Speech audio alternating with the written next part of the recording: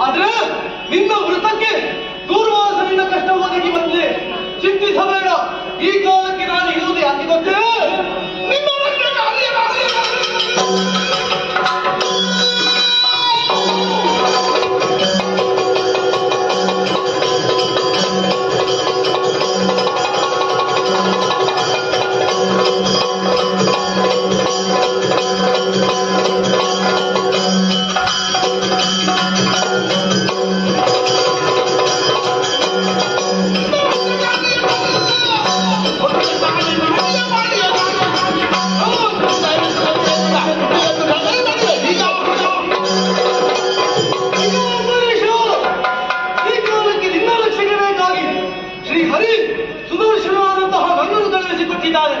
ಹಾಗಿರುವಾಗ ಚಿಂತಿಸಬೇಕಾದಂತಹ ಅಗತ್ಯವಿಲ್ಲ.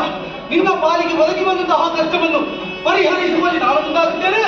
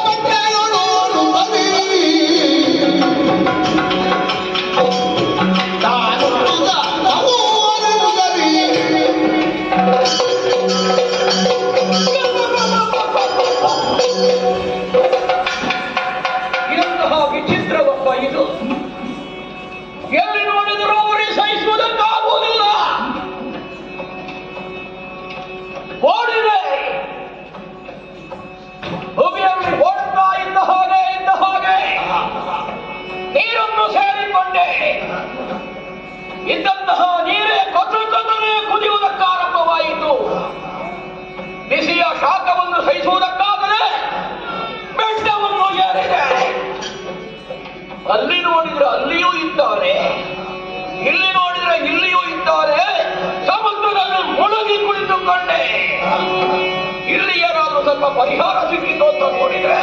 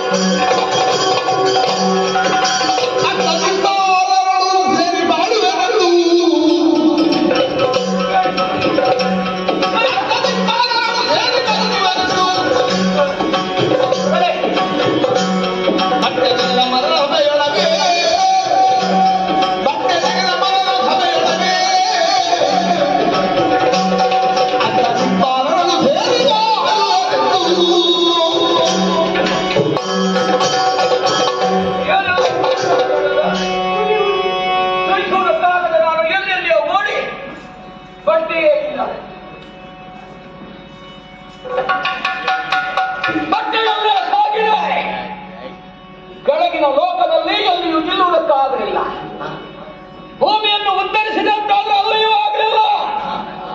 ಇನ್ನು ಏನಿದ್ರು ಮೇಲು ಲೋಕವನ್ನೇ ಕಾಣಬೇಕು. ಅದಕ್ಕೆ ಬೇಕಾಗಿ ದೇವವಾರವನ್ನೇ ಸೇರಿಕೊಳ್ಳುತ್ತಾರೆ.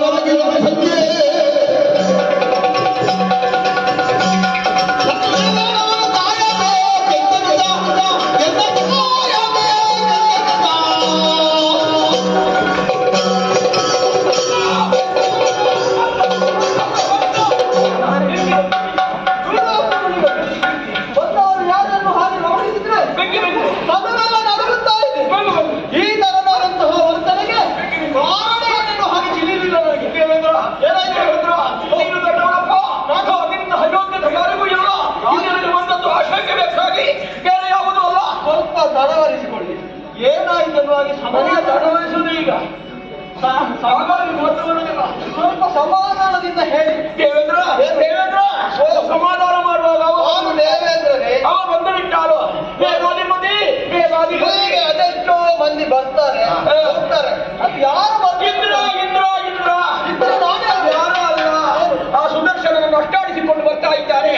ಓ ಮಹನೀಯ, ನೀನು ದೊಡ್ಡವ, ನೀನು ಸುರೇಶ ಅಲ್ವಾ, ಮೂರು ಲೋಕಾಧೀಶನಲ್ವಾ, ಇಂದ್ರಿಯಗಳ ಒಡೆಯನಲ್ವಾ,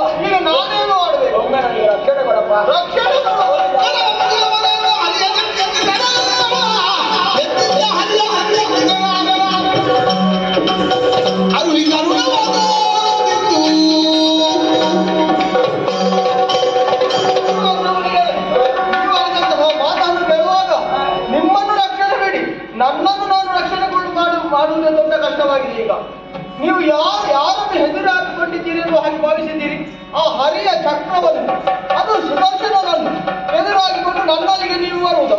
ನಾನೇ ಇಲ್ಲಿ ಇರುವುದು ಅವರ ಆಜ್ಞಾನುವರ್ತಿ ಅಲ್ಲ. ಆ ಚಕ್ರಕ್ಕೆ ಒಂದು ಬಿರುವನ್ನು ತೊಡಲಿಕ್ಕೆ ಆಗುದಿಲ್ಲ. ವೇಗಕ್ಕೊಂದು ಕಡಿವಾಣ ಹಾಕಿದಾಯ್ತು. ಏನಾದ್ರೂ ಒಂದು ಇಡೀ ವಿರುದ್ಧ ಬಿಟ್ಟರೆ ಆಯ್ತಲ್ಲ. ಏನು ಸ್ವಾಮಿ ವೇಗವಾಗಿ ಬರುವಾಗ ಇದು ನನ್ನಿಂದ ಸಾಧ್ಯ ಇಲ್ಲ. ನಾನು ನಿಮಗೆ ರಕ್ಷಣೆಯನ್ನು ಕೊಡುವುದಕ್ಕೆ ಸಾಧ್ಯವೇ ಇಲ್ಲ. ಏನಿದ್ರು ಅಲ್ಲಿಗೆ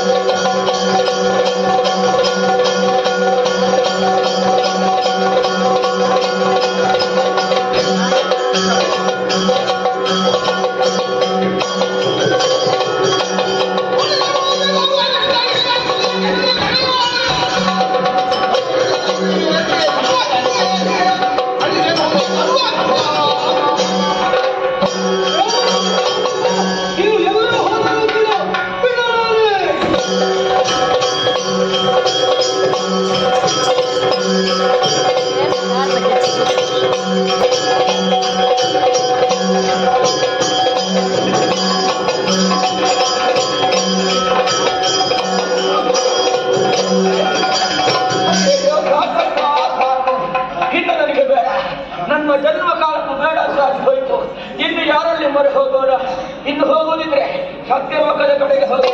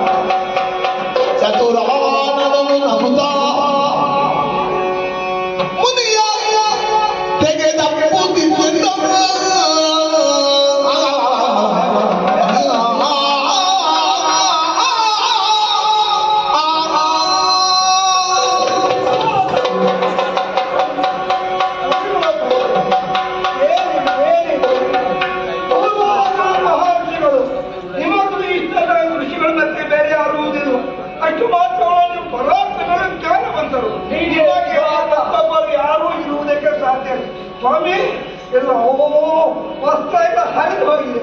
ಮೈಯಲ್ಲೆಲ್ಲ ಗಾಯ, ರಕ್ತ ಸುರಿಯುತ್ತಾ ಉಂಟು. ಉಸಿರು ಬಿಡ್ತಾ ಇದ್ದೀರಿ. ಎಲ್ಲಿಂದ ಹೊರಲಾಡ್ತಾ ಹೊರಡೋದಕ್ಕೆ ಬಂದ್ರೆ ಏನು ಸ್ವಾಮಿ ಏನಾಯ್ತು? ಇಲ್ಲಿ ಅದು ಭಯಜನಕ ಬಂದಿದ್ದು ಏನಾಯ್ತು? ನಿಮಗೆ ಏನು ಮಾಡಿದ ಉಪಯೋಗ ಇಲ್ಲ ಅಂತ ಆಗಿ ಏನಾಗಬೇಕು? ಏನು ಸೃಷ್ಟಿಕರ್ತಾರೆ ಇದು ಇಂಥ ದೊಡ್ಡ ಮಹಾತ್ಮನಿಲ್ಲ, ಇಂಥ ದೊಡ್ಡ ವ್ಯಕ್ತಿತ್ವವನ್ನು ಹೊಂದಿದ ಯಾವುದೇ ಒಬ್ಬ ವ್ಯಕ್ತಿ ಇಲ್ಲ.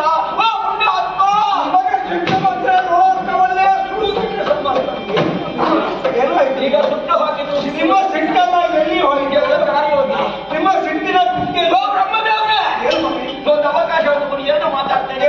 ಅವರೊಬ್ಬ ಬಂದ ಸಹಸ್ರ ಅಲಗುಳ್ಳಂತಹ ಸುದರ್ಶನನಂತೆ ನನ್ನನ್ನು ಅಟ್ಟಿಸಿಕೊಂಡು ಬಂದಿದ್ದಾನೆ. ಬೆಂಕಿಯ ಕಿಡಿಯಲ್ಲಿ ನೋಡಿದ್ರು ಹರ್ತಾ ಉಂಟು. ಹಾಗಾಗಿ ಬೇರೆ ಹೇಳುದಿಲ್ಲ.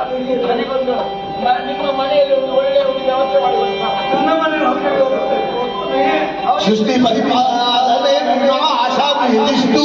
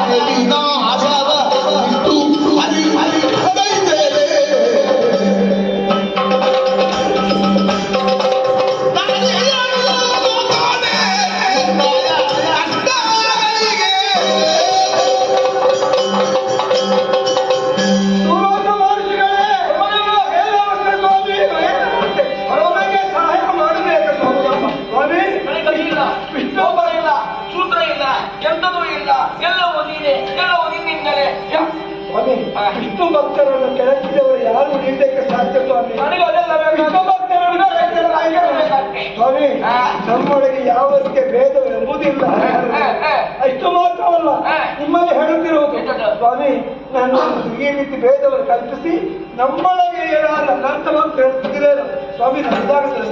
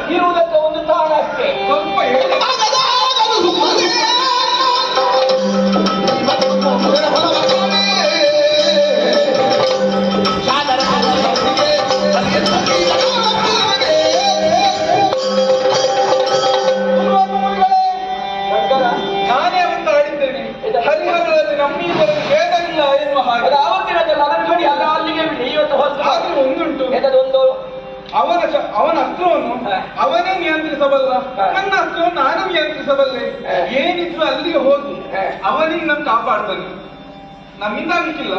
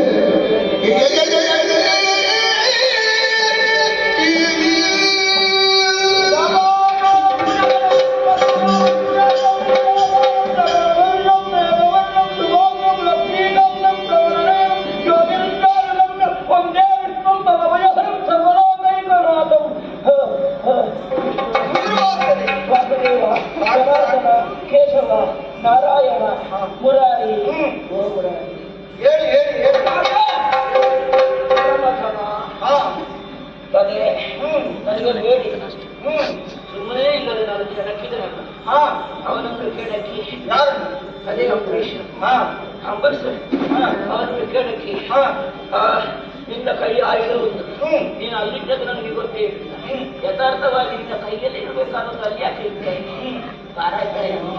ಏನೇ ಆಗಿದೆ ಈಗ ಹೊತ್ತಿನಲ್ಲಿ ಏನಾಗಿದೆ ಗೊತ್ತುಂಟ ಅವನನ್ನು ಓಡಿಸಿಕೊಂಡು ಬಂದ ಹಾಗಾಗಿ ಕೇಳಿಕೊಂಡು ಅವ ಎಲ್ಲೆಲ್ಲಿ ಇರ್ತಾನೆ ದೇವರೇ ಒಮ್ಮೊಮ್ಮೆ ನನ್ನಲ್ಲಿ ಒಮ್ಮೊಮ್ಮೆ ಅಲ್ಲ ಎಲ್ಲೆಲ್ಲಿ ಇದ್ರೆ ಭಾರಿ ಕಷ್ಟ ಆಗಿರೋದಿಲ್ಲ ಇರಬೇಕಾದಲ್ಲಿ ಇದೆ ಅದು ಭೂಷಣ ಭೂಷಣಕ್ಕೆ ಭೂಷಣ ಇದು ಭೂಷಣ ಸರಿ ಮಾಡ್ಲಿಕ್ಕೆ ನೀನು ಬಂದ ಅಲ್ಲ ಅದು ಭೂಷಣ ಅಲ್ಲ ಅರಿಯದೇ ಅಪರಾಧವನ್ನು ಎಸಗಿದೆ ಗೊತ್ತಾಯ್ತಲ್ಲ ಅರಿಯದೆ ಮಾಡಿದ್ದು ಅರಿತಲ್ಲ ನಿನ್ನ ಭಕ್ತರನ್ನು ಕೆಳಗಿದ್ದಕ್ಕೆ ನನಗೆ ಇಂತಹ ಸ್ಥಿತಿ ಬಂತು ಅಂದ್ರೆ ಎಲ್ಲರನ್ನು ಕಾಪಾಡುವುದು ನೀನಲ್ವಾ ನಿನ್ನ ಭಕ್ತರು ನಾನೇ ಅಲ್ವಾ ಆಗಿರುವಾಗ ಒಂದು ಕರುಣೆಯ ದೃಷ್ಟಿಯನ್ನು ಬೀರಿ ನನ್ನನ್ನು ರಕ್ಷಿಸಲಾರೆಯ ಯಾಕೆಯ ಮುನಿದಿಲ್ಲಕ್ಕ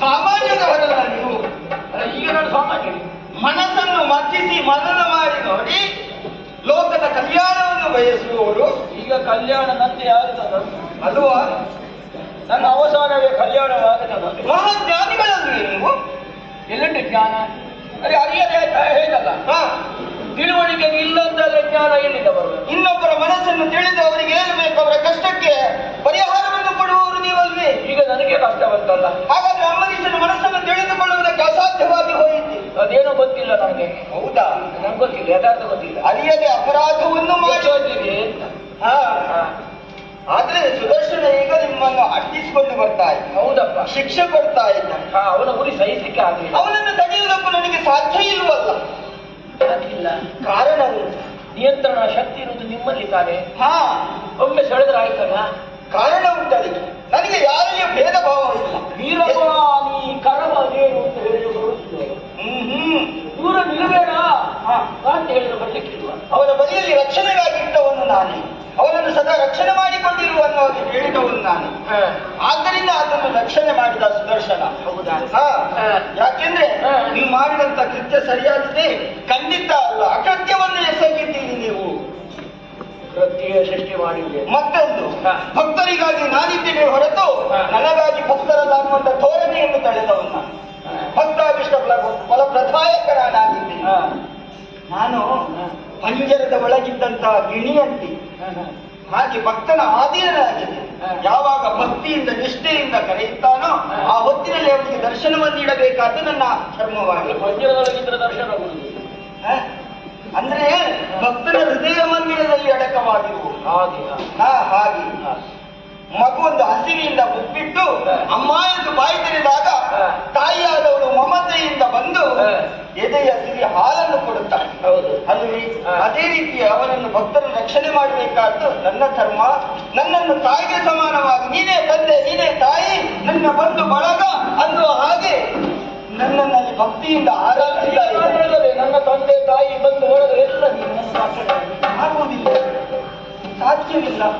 ಧರ್ಮದ ಕಾರ್ಯ ಅಲ್ಲವಲ್ಲ. ನೀನು ಅವನಿಗೆ ಅನ್ಯಾಯ ಮಾಡಿದ್ದನ್ನು ಅವನನ್ನು ಭಕ್ತ, ನೀನು ತಪ್ಪಾಯ್ತು ತಪ್ಪಾಯ್ತು ಅಂತೇನಲ್ಲ ಇಲ್ಲಿ ನಿಮ್ಮಲ್ಲಿ. ತಪ್ಪಾಯ್ತು ಅಂತ ಹೇಳಿದ್ರೆ ಇದೊಂದು ಮಾತು ಹೇಳುತ್ತೇನೆ. ಬಿದ್ದವನು ಬಿದ್ದಲ್ಲಿಯೇ ಹೇಳಬೇಕೆ ಹೊರತು ದೂರದಲ್ಲಿ ಹೇಳುವುದಕ್ಕೆ ಸಾಧ್ಯ ಇಲ್ವಲ್ಲ. ನೀನು ಬಿದ್ದದ್ದೇನೆ, ನೀನು ತಪ್ಪು ಮಾಡಿದ್ದೇನೆ. ಈಗ ಅಲ್ಲಿ ಹೋಗ್ತದೆ ನನಗೆ ಅಲ್ಲಿ ಹೋಗುದು, ಅಲ್ಲಿಂದಲೇ ಬಂದದ್ದು ಇಲ್ಲಿಗೆ ಅಲ್ವಾ? ಅಂಬರೀಷನಿಗೆ ನೀನು ತಪ್ಪು ಮಾಡಿದೆ, ಅವನನ್ನೇ ಹೋಗಿ ಕ್ಷಮೆ ಕೇಳಬೇಕೆ ಹೊರತು ನನಗೆ ನೀನು ತಪ್ಪು ಮಾಡಿದ್ದೆ, ನನಗೆ ಅಪರಾಧ ಎಸಗಲಿಲ್ಲ. ಆದ್ರೆ ಒಂದುಂಟು, ಸರಿಯಾದಾಗ ನಿನ್ನ ಮುಖ ದರ್ಶನ ಆಗ್ತದ ಇಲ್ಲೊಂದು ಮೊದಲು ಹೇಳು. ಸರಿ ಆದ್ರೆ ಖಂಡಿತ ದರ್ಶನ ಆಗ್ತದಲ್ಲ. ನನಗೆ ದರ್ಶನವಾಗದೇ ಇದ್ರೆ ಈ ದೂರ್ವಾಸ ಏನುವಲ್ಲ ಅಂತ ಆಗ್ತದೆ. ನನಗೆಲ್ಲರೂ ಒಂದೇ. ಆವಾಗ ನನಗೆ ಪ್ರಶ್ನೆಗೆ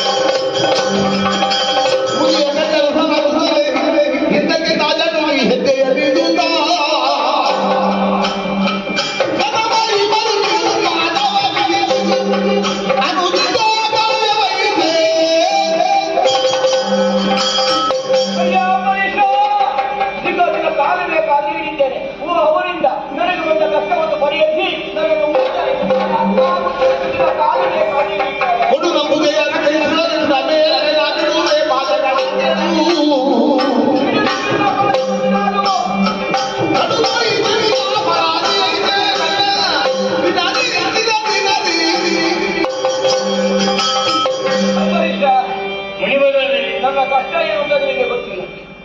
ನಾನು ಓಡಿದ್ದೆಷ್ಟು ಆಗುವಂತ ನನಗೆ ಗೊತ್ತಿಲ್ಲ. ಯೋಗ್ಯತೆ ಅಂತ ಹೇಳಿಕೊಳ್ಳಿಕ್ಕೆ ಮಾತ್ರ ನನಗೊಂದು ಮಾತು ಕೊಟ್ಟರೆ ಮಾತ್ರ ನಿನ್ನ ಪಾದ ಬಿಡ್ತೇನೆ, ಇಲ್ಲದ್ರೆ ಖಂಡಿತವಾಗಿ ಬಿಡುವುದಿಲ್ಲ. ಆ ಸುದರ್ಶನದ ರಕ್ಷಣೆ ಒಂದು ಒದಗಿಸಿ ಕೊಡುವಲ್ಲಿವರೆಗೆ ನಿನ್ನ ಪಾದ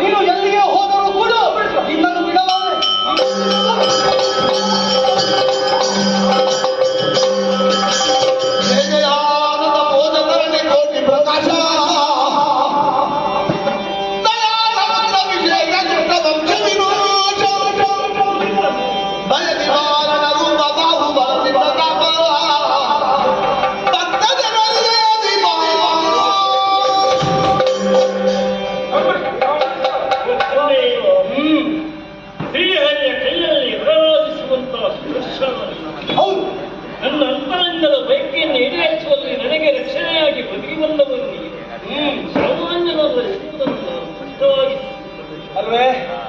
ಕರುಣೆಕೋಟೆ ಸೂರ್ಯಪ್ರಭೆಯಿಂದ ಶಾಂತ ಕೃಪಾಳವಾಗಿ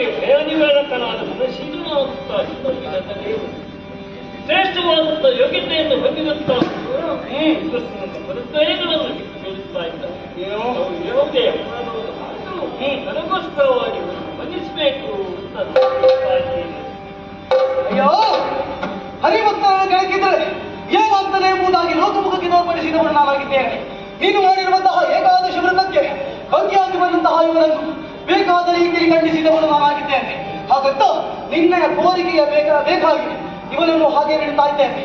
ಹಾಗಂತ ಇನ್ನು ನಾನು ಇಲ್ಲಿರುವುದಲ್ಲ, ನನ್ನ ಸ್ವಸ್ಥಾನವನ್ನು ಸೇರಿಕೊಂಡಿದ್ದೇನೆ.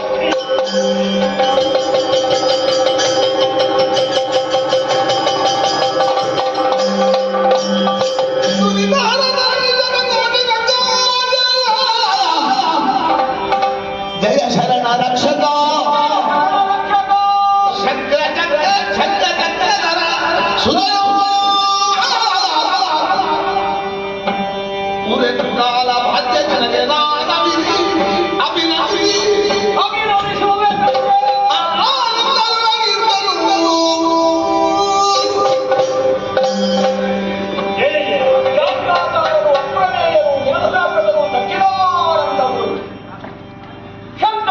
ಗದಾಧರನಿ ನಿನ್ನ ಈ ಸ್ವರೂಪವನ್ನು ಕಂಡಾಗ ಆನಂದ ಕುಂದಿರನಾಗಿ ಹೋದೆ. ಭಗವಂತ, ಕರ್ತನಿಗೆ ಬೇಕಾಗಿ ಏನನ್ನೂ ಮಾಡ್ತೀನಿ, ಏನೂ ಮಾಡ್ತೀನಿ, ಬರೇ ಸಣ್ಣವನಾಗುತ್ತೀನಿ. ಸಣ್ಣವನಾಗಿದ್ದು ದೊಡ್ಡವನಾಗಿ ಬೆಳೆದು ನಿಲ್ಲುತ್ತೀನಿ. ಅಷ್ಟೇ ಅಲ್ಲ, ನಿನ್ನ ಭಕ್ತರಿಗೆ ಏನಾದರೂ ಕಿರಿದು ನೋವಾಯಿತು ಅಂತಾದ್ರೆ ಸಹಿಸುವಂತಹ ವ್ಯಕ್ತಿತ್ವ ನಿನ್ನದಲ್ಲ. ತಂದೆ, ಈ ದೂರ್ವಾಸ ಅಸಡ್ಡೆಯ ದ್ಯೋತಕ ಅಂತಲ್ಲ. ಒಟ್ಟಿನಲ್ಲಿ ನೀನು ನನ್ನನ್ನು ಈ ರೀತಿಯಾಗಿ ತೊಡಗಿಸಿಕೊಂಡೆಯಲ್ಲ ಪುಣ್ಯಾತ್ಮ. ಇದಕ್ಕಿಂತ ಹೆಚ್ಚಿನದ್ದು ಇನ್ನೇನು ಬೇಕು?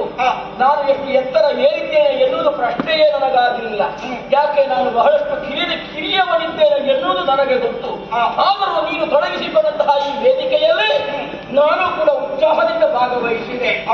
ಅಹಂಕಾರದ ದ್ಯೋತಕವು ಅಂತ ಕೇಳಿದ್ರೆ ಖಂಡಿತವಾಗಿ ಅಲ್ಲ. ಅಹಂತತ್ವ ಏನುಂಟೋ ಅದು ಪರತತ್ವಕ್ಕೆ ಪೂರಕವಾಗಿ ಇರಬೇಕು ಎನ್ನುವುದು ಸತ್ಯವಾದಂತಹ ಮಾತು. ಹೌದು ಅಂತಾದ್ರೆ ನಾರಾಯಣ ಸ್ವರೂಪರಾದಂತಹ ನಿನ್ನ ಅಸ್ಥಿಭಾಗ ಅದರ ಮೇಲೆ ಇದೆ ಎನ್ನುವುದು ಸತ್ಯವಾದಂತಹ ಮಾತು. ಹಾಗಾಗಿ ಸಿರಿಯಾಸ ಗಾಂಧೇಯ ವಿರುದ್ಧ ಗೌಂಕೇಯ ವಂದಿತ ಚರಣ ಕಮಲದ ರಾಯ ಕಾಂಗತ ದೇವ ಚಿನ್ಮಯ ರೂಪ ದೇವಕೀತಮಯ ರಾಯ ರಘುಕುಲವರಿಯ ಮೂಸುರ ಪ್ರಿಯ ಸುರಪುರ ವಿನಯ ಚಂದಿಗರಾಯ ಚತುರೋಪಾಯ ನಮ್ಮನ್ನು ರಕ್ಷಿಸಬೇಕು ಅಂತ ಕೈ ಮುಗಿದುಕೊಳ್ಳುತ್ತಾರೆ ಪರಮಾತ್ಮ. ಅಂಬರೀಷ, ಆದಿದೈವಿಕ ಆದಿಭೌತಿಕ ಆಧ್ಯಾತ್ಮಿಕ ಎನ್ನುವಂತಹ ತಾಪತ್ರಯಗಳಲ್ಲಿ ಸಂಸಾರ ಎನ್ನುವಂತಹ ಸಾಗರಗಳಿಂದ ಎಲ್ಲರನ್ನು ಭಕ್ತಾದಿಗಳನ್ನು ದೂರೀಕರಿಸುವ ಚೇತನವನ್ನು ನೀಡಿಕೊಂಡು ದುರ್ವಾಸಗಳು ನನ್ನನ್ನು ಕೆಳಕಿದ್ದಾರೆ ಎನ್ನುವುದು ಪ್ರಶ್ನೆಯಲ್ಲ. ಯಾವುದನ್ನು ಹೃದಯಾಂತರಂಗದಲ್ಲಿ ಗುರಿಯಲ್ಲಿದ್ದ ಒಂದು ಕಲ್ಮಶವನ್ನು ಅವರು ಎತ್ತಿ ತೋರಿಸಿದ್ದಾರೆ ಎನ್ನುವುದೇ ಅರ್ಥ. ಶ್ರೀಹರಿಯ ಪಾದಾರವಿಂದವನ್ನು ಸೇರಿಕೊಳ್ಳುವುದಕ್ಕೆ ನನ್ನನ್ನು ಎಂಬುದನ್ನು ಅವರು ಲೋಕಮುಖಕ್ಕೆ ನನ್ನ ವ್ಯಕ್ತಿತ್ವವನ್ನು ಪ್ರಚಾರಪಡಿಸಿದ್ದಾರೆ. ಈ ನೆಲೆಯಿಂದ ನಾನು ಸಾರ್ಥಕಿಸಿಕೊಂಡೆ. ತಂದೆ, ಧನ್ಯನಾದೆ. ಇದುವರೆಗೂ ನನ್ನ ಅಯೋಧ್ಯ ನಗರದಲ್ಲಿ ದ್ವಾದಶಿ ಪಾಲನೆಯನ್ನು ಮಾಡುವುದರ ಮೂಲಕವಾಗಿ ನನ್ನ ಸಂಸಾರ, ನನ್ನ ಕುಟುಂಬ, ಹೆಚ್ಚಾಗಿ ನನ್ನ ಬಂಧು ಬಳಗಂದರೆ ನನ್ನ ಮಕ್ಕಳು ಸಮಾನವಾಗಿ ಎಲ್ಲರೂ ನಿನ್ನನ್ನು ಆರಾಧಿಸಿಕೊಂಡು ಬಂದವರು. ನಿನ್ನ ಪಾದದರ್ಶನದಿಂದಲೇ ನನ್ನ ಕಣ್ಣುಗಳು ಧನ್ಯತೆಯನ್ನು ಕಂಡವು. ನನ್ನ ಜೀವನವು ಪಾವನವಾಯಿತು, ನನ್ನ ಅಯೋಧ್ಯ ನಗರವು ಪುನೀತವಾಯಿತು ಅಂತ ನಾನು ಭಾವಿಸಿಕೊಂಡೆ. ತಂದೆ, ಏನೊಂದು ಅಪೇಕ್ಷೆಯನ್ನು ನಾನು ನಿಮ್ಮ ಮುಂದೆ ಏನು ಇಷ್ಟರ ಮೂಲಕ ರಾಜ್ಯಾಧಿಕಾರವನ್ನು ನಾನು ಮಾಡಿಕೊಂಡು ಬಂದೆ. ಅಂಬರೀಷ ಏನು ಎನ್ನುವಾಗೆ ನಾನು ಹೇಳಿದಕ್ಕಿಂತ ನನ್ನ ಸ್ಥಾನದವರೇ ಹೇಳಿಕೊಂಡವರಿದ್ದಾರೆ. ಕರಡಿ ವಂಶದಲ್ಲಿ ಹುಟ್ಟುಕೊಂಡಂತ ನಾನಿನ್ನು ಯಾವುದೇ ಕರ್ಮಸವನ್ನು ಬಯಸದೆ ಜನಗಳನ್ನು ಪರಿಪಾಲಿಸಿಕೊಂಡು ಬಂದೆ. ಸಂಸಾರದ ಸುಖಾನುಭವವನ್ನು ಹೊಂದಿಕೊಂಡೆ. ಜನರಿಗೆ ಹರಿಮಾರ್ಗದರ್ಶನ ಏನು ಎನ್ನುವುದನ್ನು ನಾನು ತಿಳಿದುಕೊಂಡೆ. ನಿನ್ನನ್ನು ಕಂದ ಬಳಿಕ ನನಗೆ ಏನು ಬೇಕು ತಂದೆ? ಕೊನೆಯದಾದಂತಹ ಸಾಲುಕ್ಯ ಸಾಹಿತ್ಯ ಸಾಹಿತ್ಯ ಸಾಹಿತ್ಯ ಮೋಕ್ಷ ಪ್ರಪಂಚಗಳಲ್ಲಿ ಬಂದಾಗ ಆ ಸಾಹಿತ್ಯ ಪದವಿಯನ್ನು ನನಗೆ ಖಂಡಿಸಿಕೊಳ್ಳಬೇಕು. ಅಂಬರೀಷ, ಎಲ್ಲವನ್ನು ಉಪದೇಶ ಮಾಡುವುದಕ್ಕೆ ನಮ್ಮಿಂದ ಸಾಧ್ಯವಿಲ್ಲ. ಹಾಗಾಗಿ ನಿನ್ನಂತ ವ್ಯಕ್ತಿಗಳನ್ನು ಪಾತ್ರಧಾರನ್ನಾಗಿ ಉಪಯೋಗಿಸಿಕೊಳ್ಳುತ್ತೇನೆ. ನಾನು ನನ್ನದು ನನ್ನಿಂದ ಎನ್ನುವಂತಹ ಆ ಭಾವವನ್ನು ತೊರೆದು ನೀನೇ ನಿನ್ನಿಂದ ನಿಗೋಸ್ಕರ ಅನ್ನುವಂತಹ ಭಾವವನ್ನು ಪಡೆದುಕೊಂಡು ಯಾರು ಈ ಲೋಕದಲ್ಲಿ ಜೀವಿಯಾದವನು ಜೀವಿಸ್ತಾನೋ ಅಂತವರಿಗೆ ಉನ್ನತ ಮಟ್ಟವೂ ಲಭಿಸುತ್ತದೆ ಅನ್ನುವುದು ಇದೊಂದು ಸಾಕ್ಷಿಯಾಗಿದೆ. ಹಾಗೆ ಭಕ್ತಿ ಪಾರಮ್ಯ, ನಿಷ್ಠೆ ಇವೆಲ್ಲವನ್ನು ಮೈಗೂಡಿಸಿಕೊಂಡು ಸಂಸ್ಕಾರವನ್ನು ಅಳವಡಿಸಿಕೊಂಡು ಯಾರು ಭಗವಂತನನ್ನು ಆರಾಧಿಸ್ತಾನೋ ಅಂತವನಿಗೆ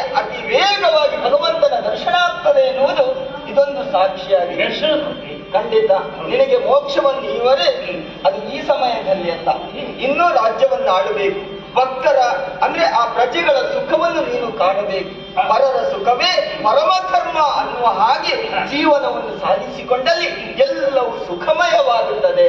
ಹಾಗೆ ಪೂಜೆ ಪುರಸ್ಕಾರ ಹೋಮ ಹವನಾದಿಗಳಿಂದ ಜೀವನ ಪಾವನವಾಗುತ್ತದೆ ಅನ್ನುವುದು ಪರಮ ಸತ್ಯವಾಗಿದೆ. ಆದ್ದರಿಂದ ಇಂದು ಆಡಿದಂತಹ